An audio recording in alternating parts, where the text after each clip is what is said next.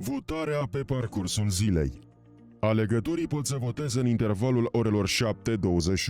În intervalul de timp rezervat votării se interzice de a închide localul de votare și de a suspenda votarea, cu excepția cazurilor de dezordine în masă, de calamități naturale, de alte circumstanțe neprevăzute care pun pe alegători în pericol sau fac imposibilă efectuarea votării.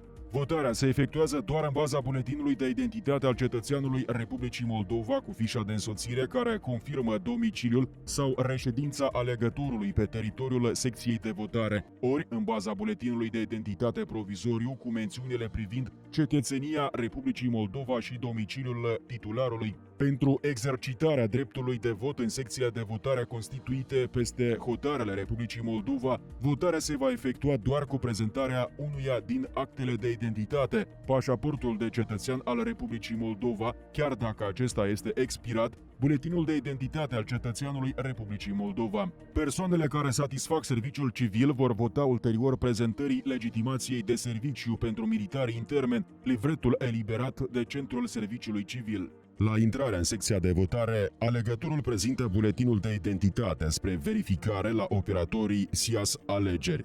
După verificarea buletinului de identitate de către operator și asigurarea că alegătorul votează pentru prima dată, alegătorului îi va fi permisă deplasarea la masa membrilor biroului electoral al secțiilor de votare. Alegătorul va prezenta buletinul de identitate către membrul biroului electoral al secțiilor de votare corespunzător, care va identifica numele acestui alegător în lista alegătorilor. Membrul biroului electoral al secțiilor de votare corespunzător va oferi alegătorului două buletine de vot, un buletin de vot pentru alegerea președintelui Republicii Moldova și un buletin de vot pentru exprimarea alegerii în cadrul referendumului republican constituțional. După recepționarea buletinelor de vot, alegătorul va semna în lista alegătorilor și membrul biroului electoral al secțiilor de votare va contrasemna. După ce alegătorul primește buletinele de vot și semnează în lista alegătorilor, membrul biroului electoral al secțiilor de votare va aplica ștampila votat pe fișa de însoțire a buletinului de identitate.